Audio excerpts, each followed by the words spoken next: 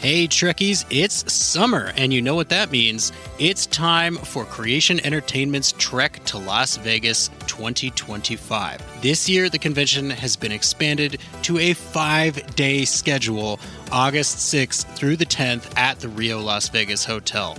Meet all your favorite Star Trek pros in one place, and hey, maybe you swing by Vic's Lounge and you see our panel. It's a great way to meet people in person and have some fun with your fellow Trekkies. If you can't make it to Star Trek Las Vegas, of course, there's also other events around the country this year. Trek to Orlando, August 23rd through 24th. There's the Trek to New Jersey, September 6th and 7th. And finally, the Trek to Chicago, November 22nd and 23rd. We're looking forward to meeting as many of you as we can this year. So make sure that you get ready to trek to Las Vegas.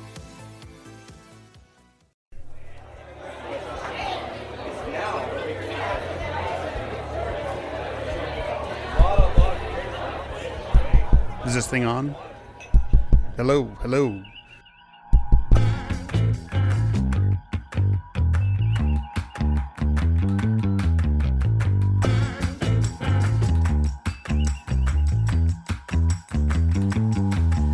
Welcome to Open Pike Night and our special mid-season coverage of Discovery Season 2, Disco Inferno. This is our first episode looking at where Pike, Una, and all the rest of our good old crew came from, even starting with Ethan Peck's voice. But tonight, I'm joined, of course, by my co-hosts, the man whose uniform it's just not quite right yet, Jesse Bailey.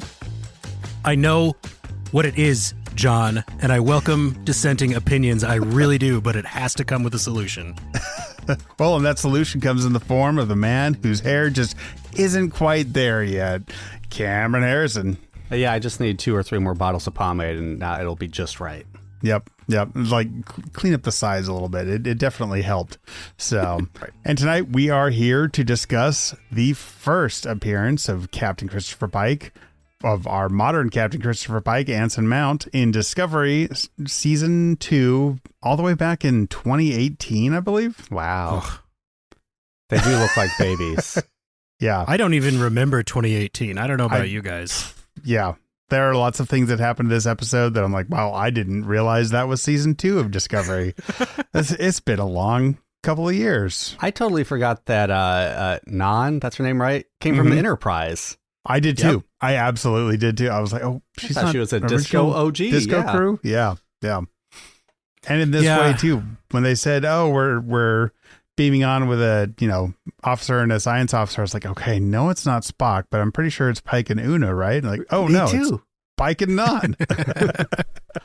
And Connolly, who we'll get to, but I really love that moment because they're so subtle with it, right? The way they tell you it's not Spock is they shoot from right behind his totally human ear onto the Burnham's face. And it's like, that's subtle and well done, which is a note you're going to hear from me pretty often in this episode, I think. Yeah.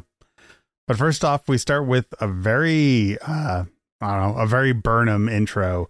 I forgot also how much we get Burnham voiceovers in Discovery, because that seems to tapered off in the last season. Her personal logs must take up like half of the ship's storage. They must be like, Burnham, can you please? We need some space. Okay, we're offloading the sphere data. We need you to delete some personal logs. No, she stores her personal logs in the turbo shaft area. Oh, so no, yeah. It's the infinite totally area fine. of turbo There's shaft. a lot of infinite area there. Yeah. Yeah. I did like remembering and getting to see again, like, oh, Spock is one of those kids who drew dragons on stuff on everything with like 8 packs, 12 packs, probably. Yep. He's one of those kids. You know his binder said Spock, but with a cool S, yes. right? Yeah, he absolutely had the cool S Spock. Yeah. But there's a lot of stuff I do really like in this episode and this season as a whole. But like right away, you get this nod to the short trek, The Girl Who Made the Stars, which I think is interestingly consistent, right? Because Discovery, as we know, ended on a nod to another short trek, which I'm, again, not super sure about that choice, but like it's something they had done before. So it's not that weird considering. And it's going to come up again later in this season. Yeah. I mean, I was going to say, like, so first, my first reactions, I did really like the Cassini footage. I love when Star Trek does that sort of stuff. I was wondering, like, why so much? Because why so much Saturn? Does Saturn come into play this season? Is there something that happens with Saturn? I don't think so. But again, it's been a long time since I've seen the whole season. Yeah, it's going to be interesting for sure. But so I like that. But then as it went on, I was like, whew. This intro is Discovery in a nutshell. It's just a lot. We go from like the history of space exploration to like red signal foreshadowing that you don't know what's going on at first, to African folklore, to orphan children, sibling rivalries. Just by the end of the intro, I was like, whew, I am exhausted. I am ready for like a Snickers break. And but I'm watching on streaming, so no commercial breaks. Yep. But I mean, Sarek's and Amanda's house has got to be the nicest that Vulcan has ever looked, right? Like, usually it's just this big desert with like lots of fire and giant statues. Their house is like, oh, this is nice. I would live there. I would hate that staircase, though, with those blue glass walls. What a claustrophobic staircase. And also, it's like, come on, Spock is drawing dragons and cool S's all over that thing. With space Sharpies. I don't know. Yeah. You got to use that magic eraser. But... Exactly. But Cameron, you're right. There is like, I don't know, 18 instances of the color red in this episode before we get to the actual Bridge of Discovery. Like, it is heavy. And man, like once we do get to the bridge, it was like, oh wow, we're just dropped.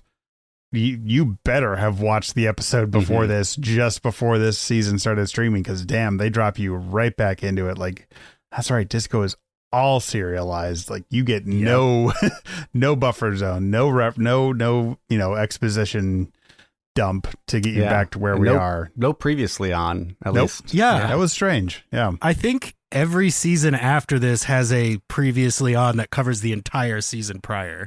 Yeah, and this one just didn't. This one just has Detmer ogling this Constitution ship, which I really appreciate. She knows her ships, and I'm glad to know that she got to fly a Connie, even if we never saw it happen on the screen. It's a good intro. It's fun. Like, okay, yeah, this is when these characters were like this. Like, Tilly was very, very young Tilly, and got to have Morse code, and yeah, coming from season 5, like there was definitely a little bit of whiplash coming back to season 2, and just like, oh yeah, this is the Tilly of 3 seasons ago. Okay, these characters have been through some stuff and have changed.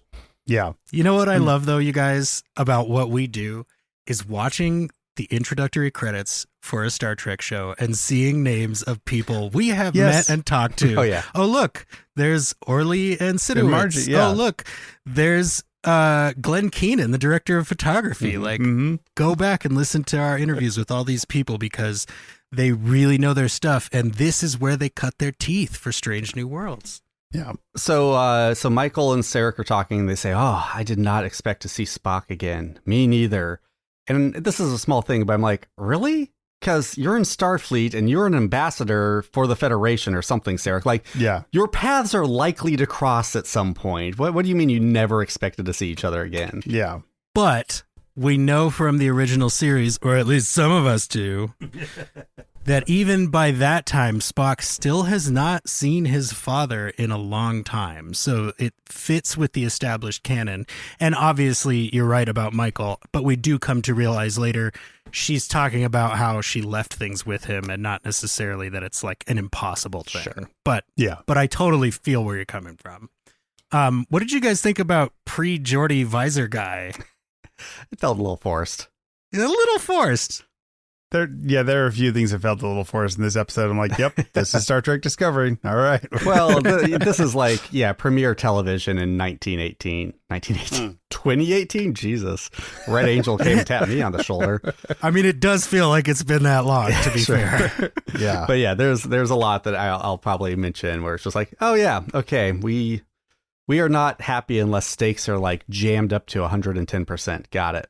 Yeah. Seriously. Yeah. And let's just get this out of the way, okay? This Pike is so different, but only... I'm so glad you said that. I thought I was going to have to argue with you about this, Jesse. No, he's so different, but most of the differences are physical. Like, sure, yeah. He's not in Marvel shape because he hasn't been in Doctor Strange 2 yet. And the hair, you guys, come on. The hair is like... the hair, there's too much on the side. His head is like twice as big compared to his body as it is once we get to Strange New Worlds. Because like you said, he hasn't gotten jacked yet. And that uniform is way too tight. Both his normal uniform and his EVA uniform. Like, little bagginess is okay. The hair is like... honestly hurt me a little bit to see it because I was like, come on, like this it's just not the same. For me it was the uniforms. I was like, the Strange New World uniforms are so good. They really I know that they just apparently introduced these ones, but I'm glad that for whatever reason Starfleet was like, you know what, let's update them again already. Well, those like choke you to death collars are a little fascist looking. Like I could see why they got rid of them, but there are also some character differences. But I will argue that what we love about Anson Mount's performance as Pike is here from day one. Well, it's fascinating. We'll get to the specifics. Well, it's fascinating, and it's not a criticism, but I mean, I was watching it, and I think, like, writing-wise, the foundations are still there. He's still, like, just a good dude with, like, old-fashioned sayings, and just, like, a good Starfleet captain, which is kind of what all the captains are. And then, of course, it's Anson Mount channeling it, so there's a lot of similarities there. But you can tell that there's a little bit, they're still finding their way with him. His introduction is just a lot of archaic sayings in a row, and you're like, okay, this guy has a thing.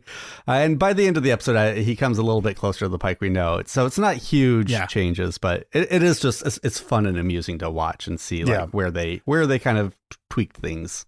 And I'm glad they gave us a reason why. Like, they gave us the line, we didn't sit out the Klingon War just to leave somebody like, okay, he has issues with what he had to do during the Klingon War. Yeah.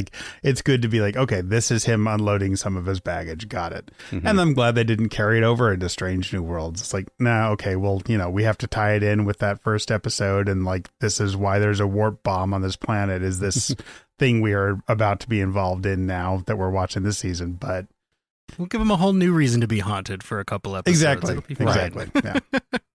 Yeah, definite shades of like McCoy and a little bit of Trip Tucker in there with Captain Pike right away. Like, here's the very southern sounding stuff.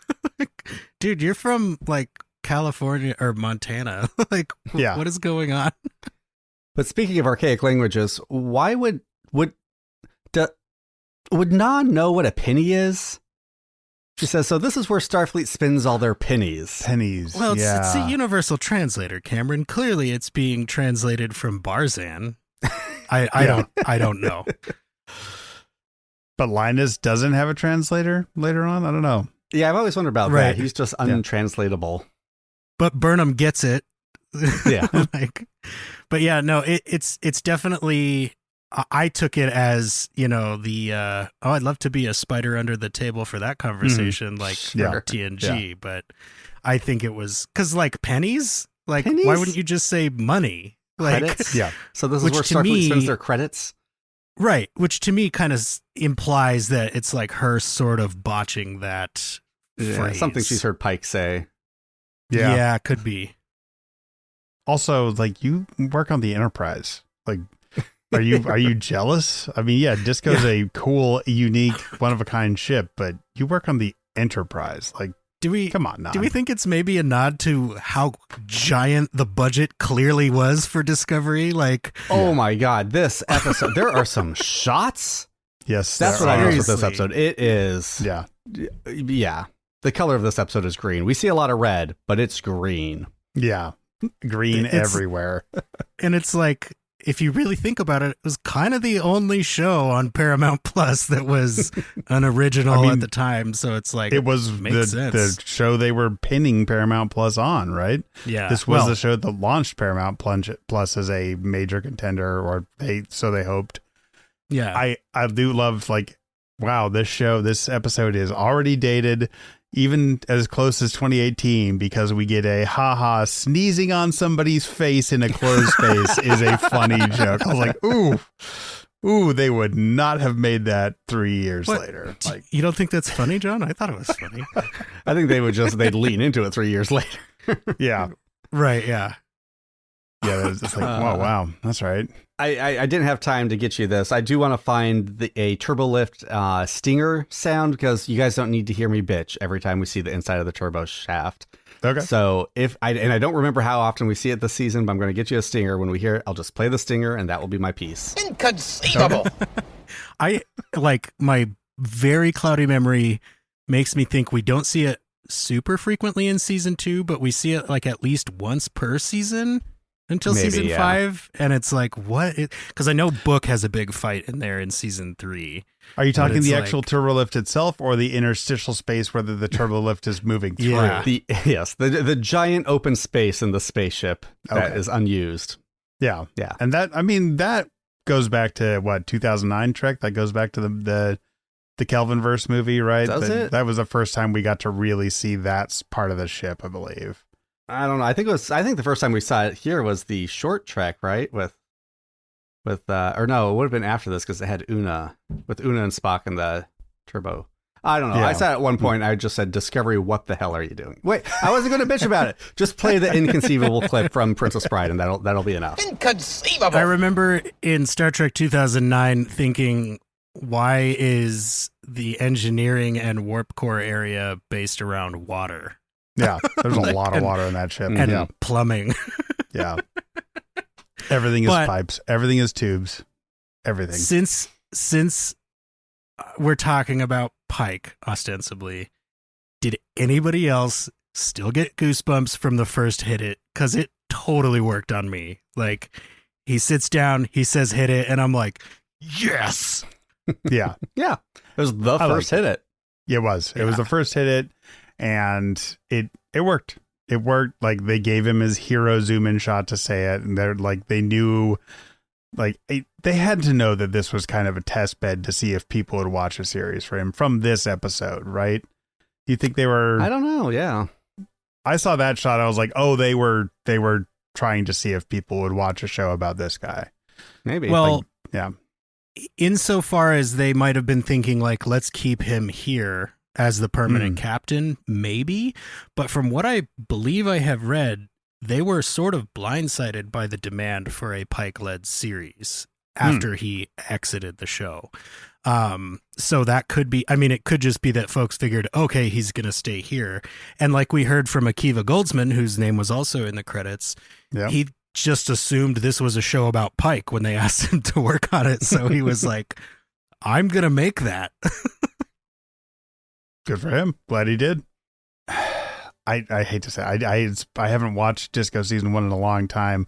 We get dropped right into the red signals. I'm like, crap, were there red signals in season 1? Were we already getting these? No. Okay. No. Okay.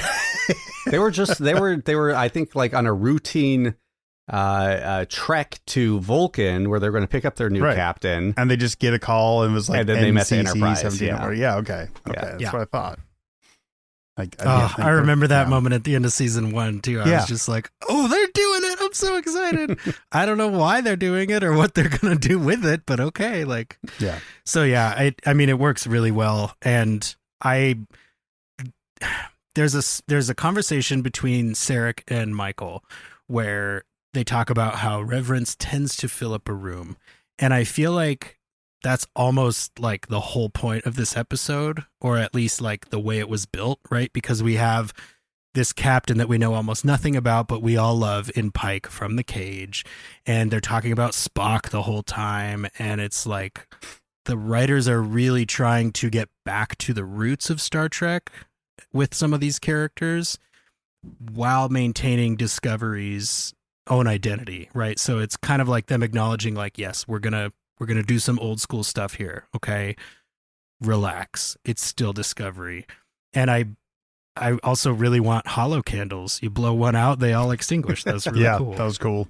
The hollow candles hit me hard with as much flame versus hollow flame discussion we have. Yeah, I was like, ooh, one notch for Jesse in that argument. Damn it. I do want to go back to the Spock reveal, though, because it was a very reminiscent of the Kirk fake out in Strange New Worlds' premiere, right? Oh, yeah. Like, very similar. Yeah. I mean, they like flat out, it's almost the same exact setup. We say his name again. We talk like, oh yeah, Kirk's coming. Yep. Like, nope. I mean, here they use science officer, but yeah. I mean, they use the name to establish that Spock's over there, and yeah, total Spock block. That's Connolly's nickname now, Spock block, until he dies. Which I'm kind of like, what is the point of his character? Is the point of his character simply to fake us out about Spock? I think so, but also I know what you're going to say, Jesse. Go for it. I was going to say he's there to be the, like, I don't like this Michael Burnham character. She knows everything. This isn't Star Trek. Star Trek is about the crew. Like, no, fuck you. You're dead. Like, he really earns. I think it's the writers kind of jabbing at a certain segment of their audience. Maybe. But after season 1. Yeah. Right. But he also earns his explosion, at least. Like, the guy sucks. Well, that's what I mean. It feels like they brought him on for the joke, and they're like, well, we can't have this Kai around because we know Spock's coming eventually. Well, we got to write him off. We'll have him die. Well, if we're going to have him die, then we have to have him be a jerk. And it felt a little causal that way to me. Yeah.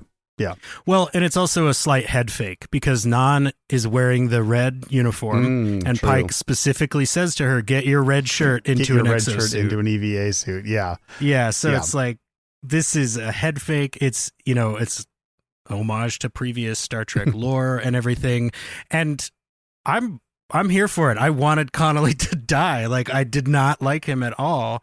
And I feel like part of it, obviously, too, is the stakes, right? Because if you put Burnham and Pike in those pods, it's like, well, they're going to make it. But you've got these two other characters we don't know anything about. So one of those characters has to eat it on the way down. Yeah, that's math. Yeah, there's that. Yeah. And again, the EVA suits, tight EVA suits. And I was kind of curious, like, man, Disco really does have a ton of room. If they can build a rotating, lowering floor just to launch these 4 pods, like, boy, they do throw a lot of money at this show. Experimental and pods, right? Do they say? Or like very specific use pods? Yeah. Yeah. That shuttle bay, I don't care, is cool. Like, I agree with you that it is probably over-designed, but, like, it's cool and I don't care. Oh, yeah. The shuttle bay in general, like, we saw it in season 5, too. Disco's shuttle bay, pretty freaking cool. Pretty, like, it does a lot of stuff. It probably does more than any other ship's shuttle bay has that we've ever gotten to see. Okay, we're talking about the shuttle bay, so I'm just going to jump to the end of the episode. Do it. So they do this crazy maneuver to capture an asteroid, which I'm like, I don't know. They had grapplers back in Enterprise Day. There was not an easier way to get this asteroid. Okay, that's cool. This is a cool maneuver. I'm fine with that. They do this crazy thing. I'm guessing they're braking to let the asteroid fly into the shuttle bay and then get caught by this thing that they've set up. And they have the entire ship's crew in the shuttle bay, in the hangar. Yeah. Why in the are they hazardous there? zone? Like, you only need at most like 2 people to man that thing. One failure of that gravity thing and half the crew is wiped out. At least. There was at least like 60 people in that hangar bay. Now, like, total headcanon counterpoint, it probably took a ton of math to make that work, and that's why Tilly says this is the power of math. And they were all doing these little micro calculations and adjustments and reroutes the whole time just to make that work, and they're all engineers. But it's to your point, future. They have comms. Yeah, it seems like we have got, it's the present, and we in can do this. 1960s NASA, they wouldn't have done that. Yeah, it does seem like a workplace hazard. I will grant you that. To be fair, if I heard that was happening, I'd be like, oh, I'm going to be there. I'm going to see that shit. I want to watch that. Well, let's go and hear from one of our engineers. We have a few callers tonight, and Engineer Mark is up first. Hi, Open Pike Night. Engineer Mark here. On this subject, I would actually go a little bit more meta. In seeing Enterprise show up after the Klingon war had ended, and then Captain Pike temporarily joined Discovery, what were your impressions then? And how is it now, watching it again with 2 seasons of Strange New Worlds already behind us? For us, watching Discovery the first time, we both enjoyed seeing more of Pike, as what we only knew of him was from the original series pilot and the Beep Chair episode. I had no clue this backdoor pilot in Discovery would launch the wonderful series we have now. My watching it now, with Anson bringing up a fully formed Captain Pike right from the first scene. He is Captain of the Enterprise. Can't believe it, we missed it back then. So, what are your thoughts? Live long and prosper. Yeah, so we've gone over this a little bit, talking about our first impressions of Pike there, but I'm trying to think back to the first time I watched it, because I don't think I watched it like week to week when Disco was coming out, but I caught up on the seasons as they finished up. This is definitely one of my favorite seasons. It might be my favorite season of the entire series of Discovery. And a big part of that is the addition of Pike, but also I like the Red Angel adventure. I think it's a good Star Trek adventure. I agree with that. And I think, to get a little more specific from what I was saying earlier, the micro expressions that we have come to know and love from Anson Mount, it brings so much to his character as Pike. And like Mark was saying, it is here on day one. Like toward the end of the episode, he gives this look when Burnham runs off of the pad to reroute power so that he and Reno can beam off. That's like, he's impressed. He is like kind of gobsmacked that she's choosing to do that. And he's also accepting, like, okay, this is the person for this job. And you get all that in a single look. And then he runs and says, Burnham, right as he's beaming out. And it's like, man, this guy can freaking act. And I agree with you, Mark. It was there on day one. Some of the specifics get, rejiggered and smoothed out. But like the core of what we love about this Pike is here right away. Yeah, I was watching it behind, so I knew that Pike was coming in season 2 when I saw the end of season 1. I forget, I didn't think much about it. I'm a big fan of Greenwood's Pike from the Kelvin verse movies. Yes. Thought he was great there. So I knew the character. Watching it now, what we said before, what I like is that I like watching him. This goes a lot to what Jesse was just saying. He and Michael are really sizing each other up this whole episode. Yeah. And it really is like two equals, gods among men, can we call these characters? Like two people who just excel the shit out of their jobs, being like, oh, you might actually be on my level. Okay, we might be able to do some stuff together here. I've got the brains and you've got the brawn. Wait, no, you've got the brawn too. And we both have. Okay, we can make this happen. And there's a lot of that. And so, yeah, it by the end of the episode, it really does feel almost like he is joining Michael at the head of the show. And also kind of what you guys are saying, I did not like this season watching it. And I remember being like, I love the character of Pike and he is shining and like the only thing pulling me through this season. And so I am very excited to go back and rewatch the season now, having watched Strange New Worlds, willing to give it a bit more of a chance because I did like season 3 and 5. I liked a lot and it grew. So it grew from 3. And Jesse and I have talked a lot about this, where since I didn't like it, I would sometimes go months between episodes and then come into an episode and be like, okay, why the fuck are they on this planet? What is happening? Yeah. Who's this character? And Jesse has told me, you can't do that. You have to either binge this season or watch it week to week, because otherwise it will not make any sense and you will feel very lost the whole time. So I'm excited to give it a fair shake that way. Hopefully every 2 weeks will be close enough. Yeah. And to answer your question directly, Engineer Mark, this was my introduction to Pike Prime. I had seen the 2009 Pike from the movies, but I didn't know original Pike. Like I had no experience of the cage at this time. And I watched this show as it was coming out with my dad. And the way his eyes lit up when Pike came onto the bridge, I was like, oh, this is something meaningful. I hope this character is great. And by the end of this episode, I was completely sold. Yeah. Mm-hmm. But he's not the only great character this episode, because they do make it down to the asteroid. And man, I forgot again. I was like, because I was thinking before this, like, man, when did Jet Reno show up? Oh, she shows up at the beginning of episode 2 or season 2. That's crazy. This is one of the few things I did remember about this episode, and I was waiting for it. Yeah, I'd forgotten it completely. Yeah. Well, and talk about another character that is exactly who we know her to be right from instant one, right? Like, she's not even on screen yet, and she's being snarky and confident and like a ton of fun right away. And yeah, I really, really love Jet Reno. And I am going to say this here so that I'm not tempted to say it every episode and every time I talk about Discovery from here on out, but I really do not care if anybody out there doesn't like Michael Burnham. I love Michael Burnham. I love that she loves her job, is good at it, and is always having fun doing it. When she launches in that pod, she gets that little smile on her face, and you're like, this is her element. She's an action-oriented Starfleet officer, just like a lot of the officers we love. It's just that this series mostly focuses on one character instead of on all the characters, which is what we're used to. So I will brook no Michael Burnham hate.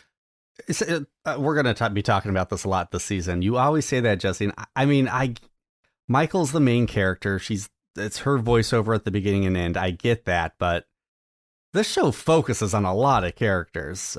For instance, I can't imagine anything worse than a coworker suddenly opening up to me and telling me about their dead spouse. And so, Anthony Rapp has a lot of screen time in the show and a lot of dramatic stuff to chew on. Saru, everyone, I don't think the show focuses too much on one character, but the serialization and the tone is vastly different from what we've seen in other shows. Well, and I don't disagree with that. And unlike other shows, there's not going to be an episode where Michael's not in it or only shows up at the end, like would happen to even Picard sometimes. So there is that, you're right. But I would say that's the truth for all the characters. I mean, we do get that episode in season 3, but there is true.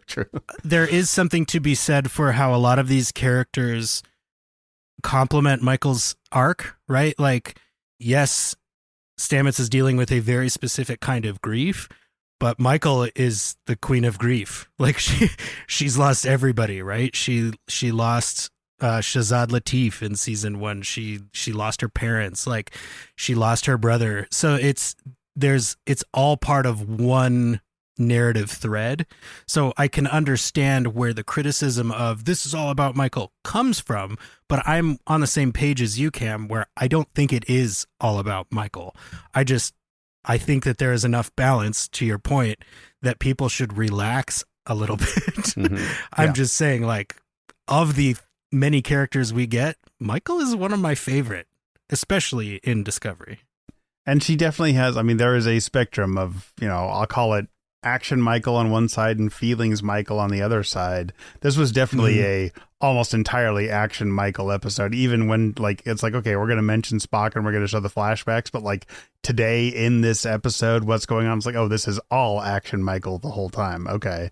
And like Cam said, she loves it. She loves, she is an ace test pilot. She is a skilled Starfleet officer, maybe a mutineer and also a prisoner, but it's like, hey, that's just means she has a diverse employment background. We prefer the term justified mutineer here, John. There we go. And she is a great conduit in this episode for Pike to learn to trust the crew, because he does have that moment where he's like, okay, stop saying no, just give me the answer. And she's like, I am about to, honey, just relax. But for me, it's entirely wrapped up in the line where she goes, Discovery has you. And she goes, oh, wait, we do have him, right, ladies?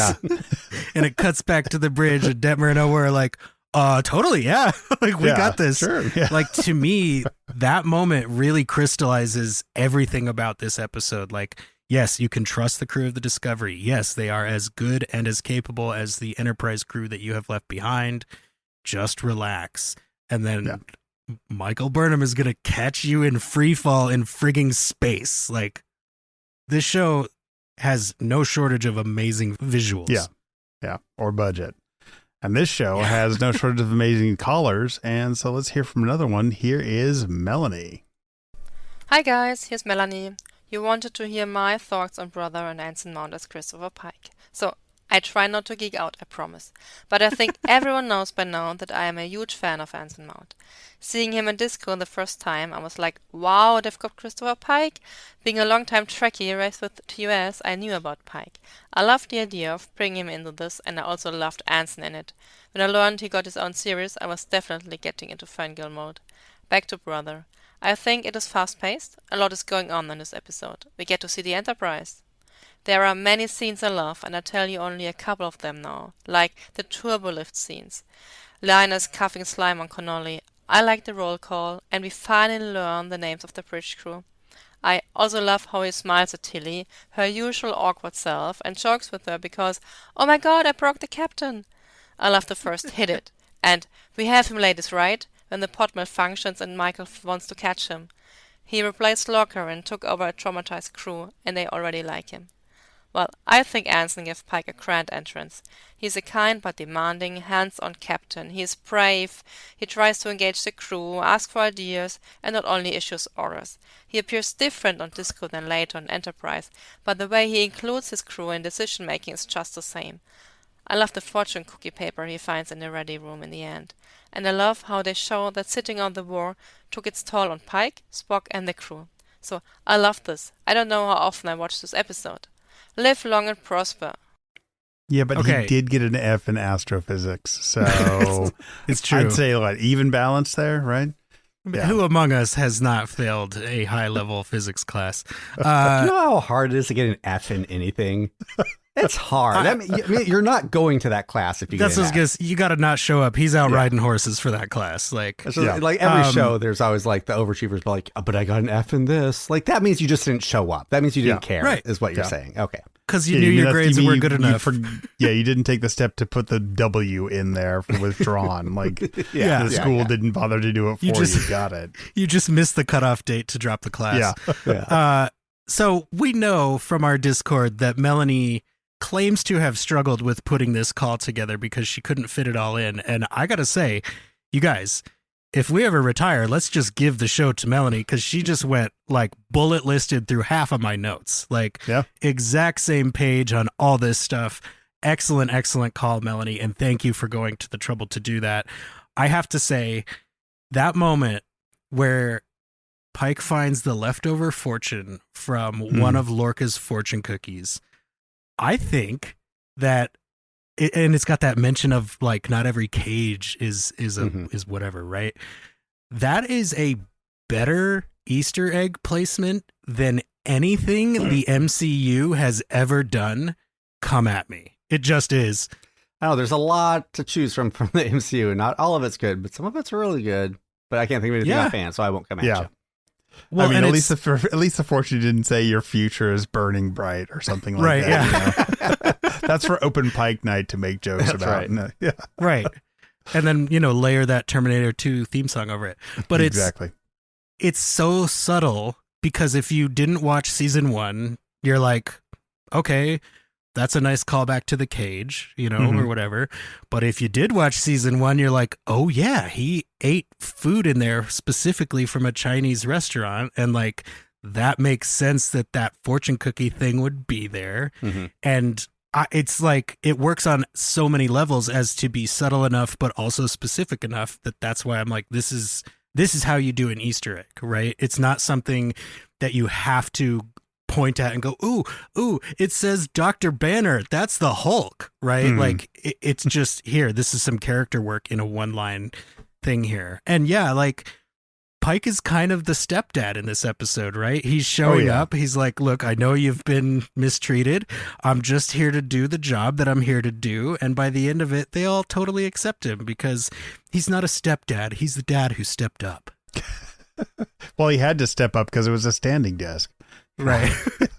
Probably for the best that they cut the scene where he then fired the instants who were responsible for cleaning the office. Seriously, was it a dot? Was it like where is janitorial? Do you guys not have a Roomba that would have caught this? Come on. Okay, even that though, like him talking about how he wants his ready room to be, that translates directly into the design of Strange New Worlds and the conference room. It's like, I want my officers to be able to feel like they can pull up a chair and hang out and talk to me. let's give him a giant table with 18 seats at it and like warm lighting. It just, and a saddle. There's so much in this moment that ends up mattering later, and it's just there. Here's the other thing that struck me watching this episode that relates to Strange New Worlds is forgetting how much budget they poured into this and just the overall kind of tone and stakes of Discovery and knowing what happens later in the season.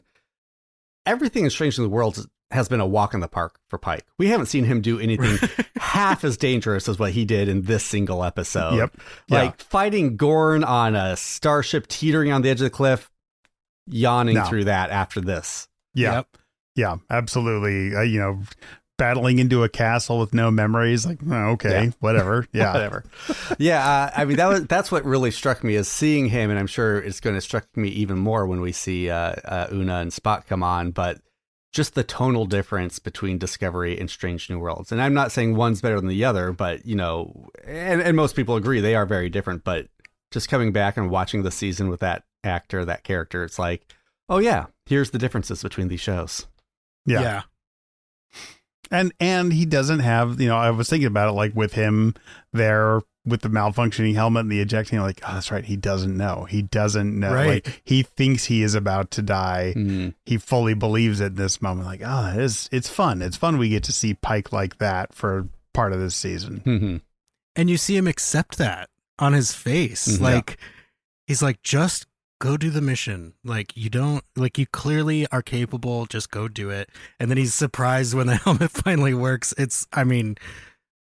People, the term, this episode is a roller coaster gets bandied around a lot, but like this episode is physically a roller coaster. Like, there is a lot going on. Inconceivable. There we go. Inconceivable. And we get a lot of imagery with Michael Burnham and doors in this episode. There's those crosscuts between doors on different ships, her at the door of the Vulcan house, her at the door of the bridge, her at the door of her quarters, Sarek walking through the door. There's the door that she gets locked behind off the transporter pad. I mean, there are a lot of doors here, and it's almost like, looking back now, we know that it's a promise that at the end of this season, Disco is going to go through the ultimate door into season 3. And you guys, I love that episode. I cannot wait until we get to the end of this season. Like, oh my God. I haven't seen this in a very, very long time. I haven't seen this since before the pandemic. It's like, oh, I'm glad we're doing this again. I'm glad we're covering this again and I get to rediscover it. Hey. Yeah, I'm looking forward to giving it a shot. A quick question. Is this the first time someone's ever tried to shake Saru's hand? Why does he look so confused by that? I don't actually know. I think it's probably that maybe because he's the captain? Well, and maybe because, like, if you've listened to, like, The Greatest Trek, you know that his hands look really gross. Like, the prosthetics for his hands are very gross looking. Like, I'm just going to say that. So it could have been a nod to them going, yeah, he's got gross fingers. Like, people don't offer this to him very often. You don't want to shake my hand, Captain. Okay, fair. Yeah.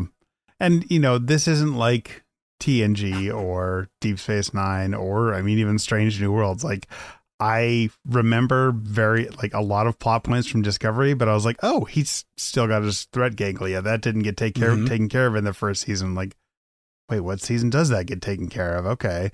I forgot season. that was, probably my least favorite episode of the season. So looking forward to talking about that. Yeah. Well, and even that gets planted right here. He mentions his sister Serana. But Cameron, I just realized it is meant to show again that Pike is old fashioned. How many times have you seen a handshake in Star Trek? Yeah. Like, it's not a common greeting anymore. No. Like, it's him being like very down home Earth style guy. Like, shake your hand. Because it's like, they don't do that in the future. They tap their badge or whatever. They say, I, Captain. Like, there's no handshakes in Star Trek if you really think about it. Yeah. Now I've got to go through and count them.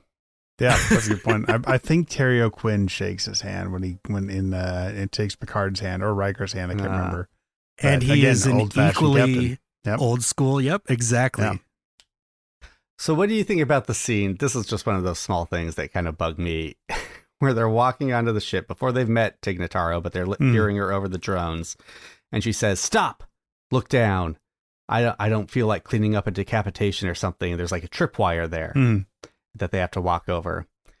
And I'm just like, why the fuck, Tig Notaro, Jet Reno, would you wait until the last second to tell them that? Why not tell them before? Or clearly you have a way to turn it off and on. You have these drones you control. Why do you have a tripwire? I guess maybe you're afraid Klingons might show up. But again, you have drones who will alert you to anything on this crashed asteroid. It's just like the forced stakes. And I mean, it's a funny line. I don't want to clean up your decapitation, but... But she also said that she had recognized their Starfleet emblem on the video feed, so you know that she knows they're not Klingons. Exactly. Just turn the tripwire off. But to her credit, Cameron, she got a lot going on where she is. Like, her hands are literally full, yes. Yeah, she's keeping a lot of people alive. Yeah. Well, tell them before you get to within a foot of the tripwire. Exactly. Well, she's also been there for a long time. Maybe she just forgot it was there. 10 months? Yeah. I remember thinking this the first time I saw this episode, like the drones when we first see them, and then as we see them again and again, I'm like, man, I could have sworn that thing was like 6 feet tall when it first showed up, because they're all like, oh, I see parts of this, I see parts of this. And then you see the drones and they're like 3 inches tall, leading them through the tunnel and go into a little pelican case. I'm like, how did they identify all of that from when the thing was just flying around them, shining a light in their face? Like, yeah. They're got hyper a lot of competent. microelectronics here. Yeah, extremely competent when it comes to drone identification. But through and through, that's a fun scene. Like one of the best Star Trek character intro scenes 100% ever. Yeah, yeah, and you get her moment of realizing, oh, Michael Burnham is somebody I can work with. When she's like, I'm going to go reroute this power. She's like, where were you 10 months ago? And it's almost a little flirty. And you're like, yeah, yes, be friends with Michael. Michael rules. Mm-hmm. And her moment of learning the war is over too. Like, yeah, it's a good moment. It really shows that she has both gears. I mean, I'm sure there are other gears, right? But she has the snarky, like irreverent, fun gear, but she can also have that moment of like, oh wow, like most of my problems are solved now, and I'm not super sure how to feel about that right away. Yeah. Yeah. Just immediate salvation at the hands of random strangers who showed up. Yeah. Speaking of random strangers, I think we have one more call. Mine wasn't as good as yours, John. Let's go ahead and hear from our friend Platty. Hey, we love you, Pike Platty. It's Platty M3 back again with my hit shits, and you know what? Let's dump the whole hits and misses duo thing and go with a little bit more humor from here on out. Oh, all right. Hey, Open Pike Night, it's Platty M3 back again with my hit shits and giggles. Let's take a look at Discovery 201.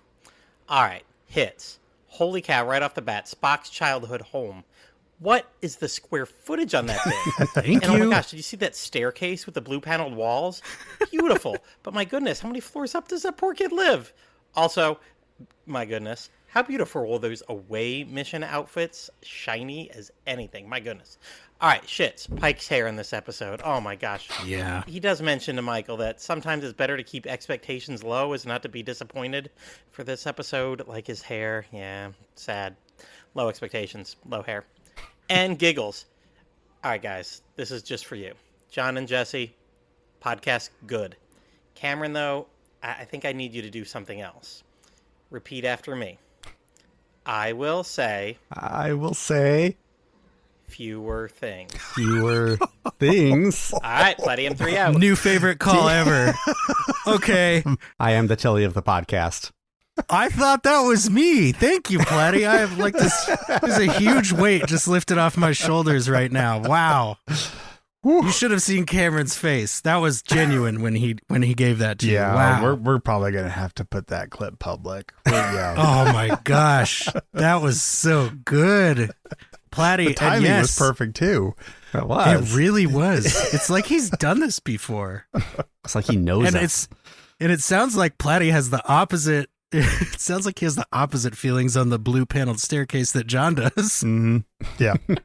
Way too claustrophobic. Like, you'd be bouncing off that thing. You slip once, that wall is throwing you down the stairs. Well, and it's not good for nighttime walking, right? Like, No. blue light is not what you want. You want like red light or orange light at night because it's not going to wake you up all the way, and it's just enough to see. Yeah.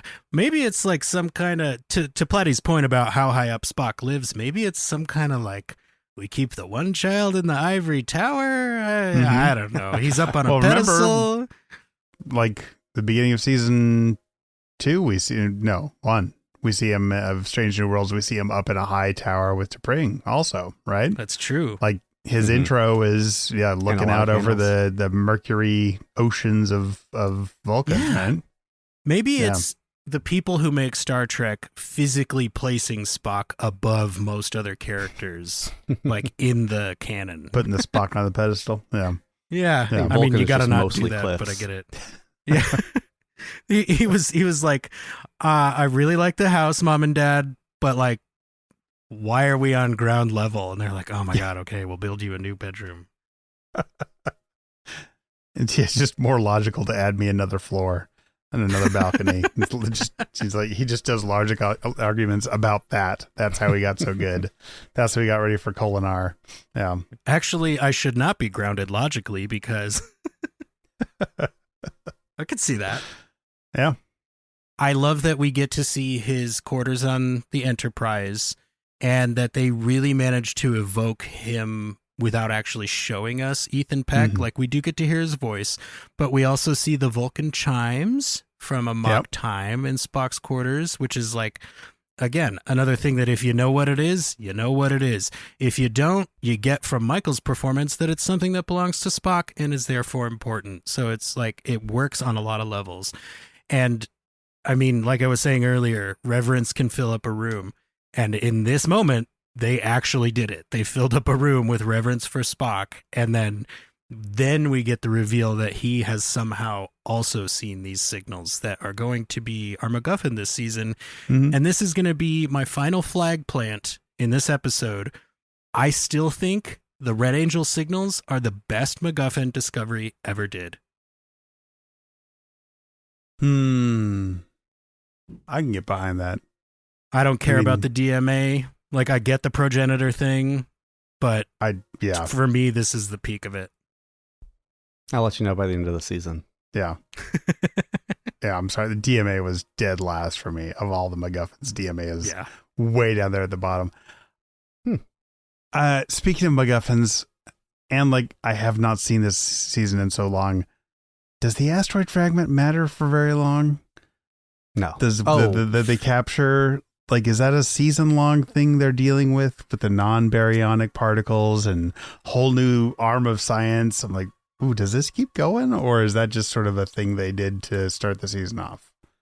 I feel like it ends up mattering later, but I don't think it's an ongoing thing that matters. If I remember correctly, which, again, this episode, according to Cameron, aired in 1918, so I could be misremembering. It's true.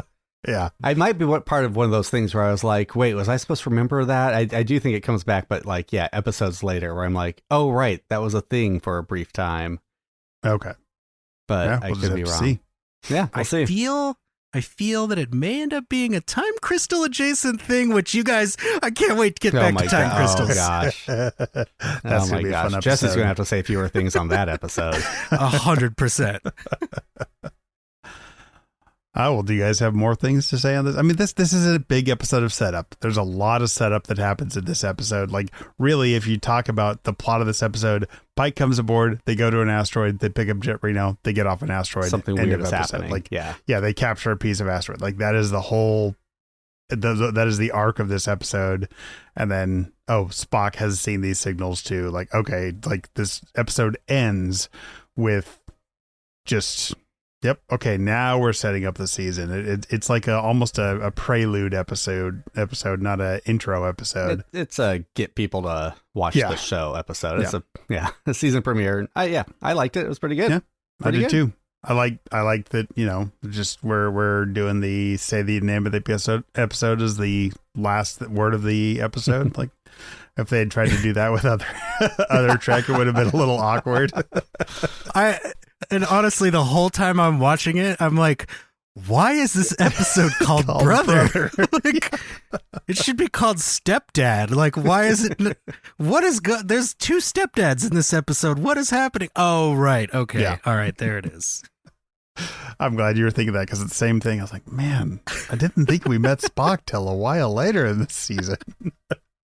But it's good to come back. It's good to watch it for a second time with, I don't know, I guess not fresh eyes, but definitely different colored lenses and different experience. And I hope our listeners are enjoying going back and exploring it too, and just seeing like, oh wow, there were a lot of changes between 2018 Trek and 2022 Trek when Strange New Worlds dropped, and 2024 Trek when Discovery ended. So yeah. Did you have any other notes, Cam? Nope. All right. Well, you may have noticed that the subtitle of our Discovery Season 2 coverage is Disco Inferno. So we thought, you know what?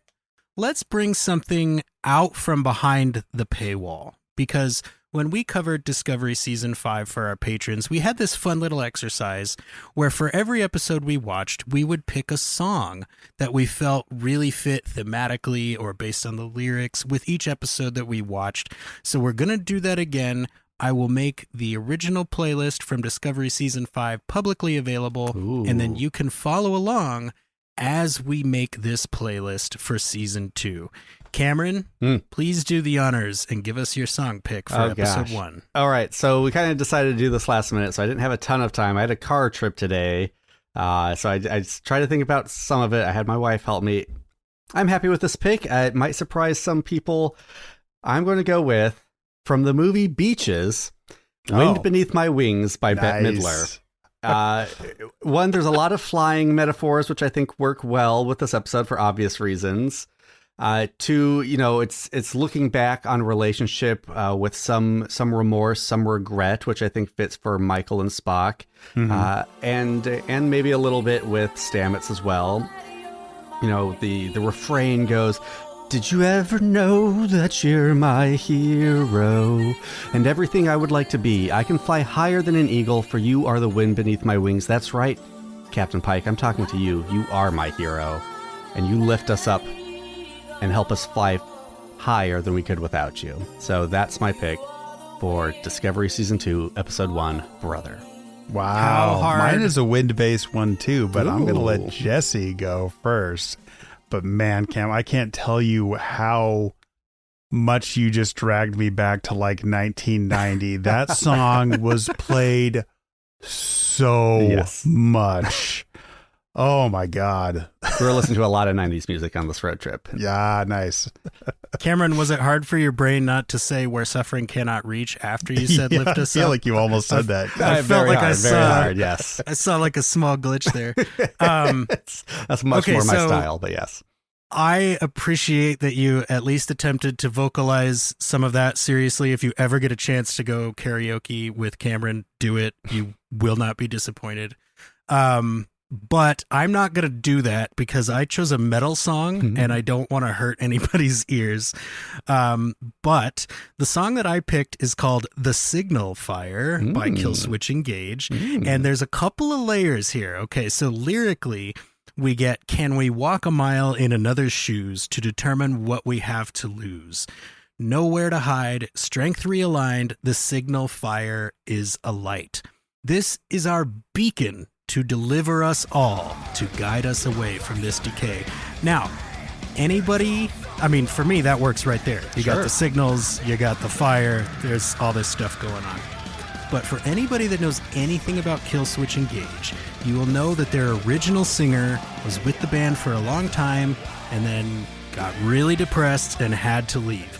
Then a new singer came in who is somehow just as good and in some ways better. Wow. And I'm not going to get into that.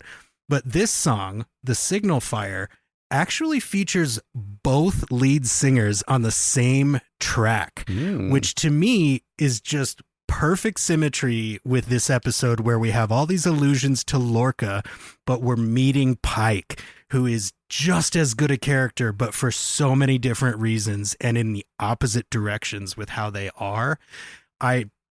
Please check out Kill Switch Engage if you are at all into the heavier stuff, and definitely start with the Signal Fire.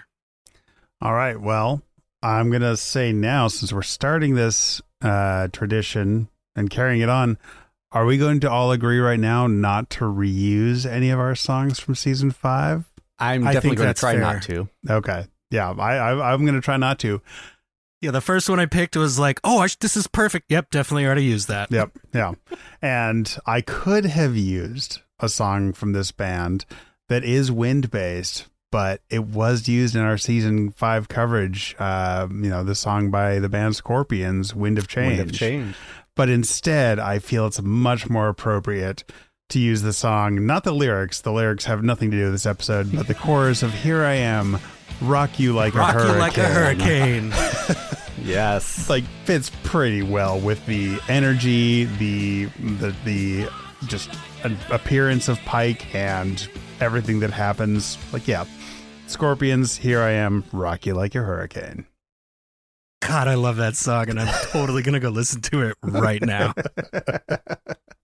I wish they would release a version that has Sideshow Bob making fun of it, and then it just starts playing the song, because I love that line from The Simpsons too. So, yeah, Rock You Like a Hurricane. That's a good group of choices for this week. Good work. Actually, I might look up like a hardcore cover of that song. I really like metalcore covers of things. Like, yeah.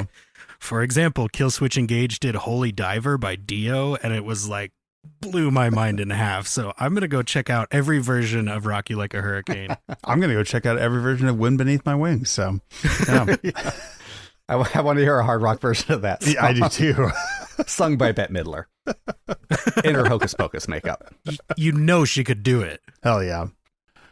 Well, we hope you have enjoyed our coverage of Discovery Season 2, Episode 1, Brother. Thank you to our fantastic callers tonight. Jesse, how can people call in and talk to us?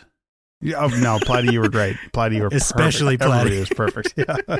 Mark, Melanie, Platty, like everybody who calls in is great. And Jesse, how do you call in to talk about a 6-year-old Star Trek show with us? It's weird that this is the oldest show we've ever done, right? Like, you guys are used to doing TNG and DS9. We did TOS. Like, yeah, we've done some TOS. That's true. Yeah. That's true. We did do TOS. And we should do more. Anyways, as John was saying, the easiest way to call into Open Pike Night is to just go to openpike.com. There's a little button right there that says record your voice, and you can record up to 90 seconds on the website, send it in, we'll play it. Or if you want, you can record separately to an MP3, use your phone, use a headset, use whatever microphone you have access to, and send that MP3 to openpike@gmail.com. And Cameron, where can folks hear more from you and I? Well, if you're listening to this in the next few months, you can still catch our coverage of Star Trek The Next Generation, which I'm watching for the very first time. We're also covering DS9 over there, but yes, we are getting very close to the end of that. We should be finishing up very early in 2025 before you see any more Strange New Worlds, probably, almost definitely. But we'll cover the movies and most likely start getting into Picard over there once that's finished. You can find that at GreenShirt87 on Twitter or GreenShirt, a Newbie's Trek through TNG, wherever you catch your pods. And for all you Trek fans out there, we are about to record the episode Masks. That's how far we are into Green Shirt and Newbie's Trek through TNG. And man, did I not remember that episode. I remembered the obviously the masks, but I forgot so many details of that episode. I cannot wait to talk about it. It's going to be an interesting one to talk about. Yeah. Simultaneously, ooh, and... But it has been a long night, and the Open Pike Night crew has to go pick up just littered fortune cookie fortunes all over the floor. I don't know who we paid to sweep this place up, but they are not doing a good job. I'm not going to take any portents from anything I read. I'm just going to find the funniest stuff and post it. So be sure to clean up after yourself. Be sure to tip your servers. You can go anywhere you want, but you can't stay here. What was the exact fortune Pike got? Not every cage is a prison. Not every loss eternal. In bed. I always heard it as between the sheets, but yeah. It was always definitely in bed. Boy, Cage, that brings some imagery up. Pike's out there looking for his key holder. Anyway, everybody, you guys have a great night. Thanks for listening to Open Pike Night.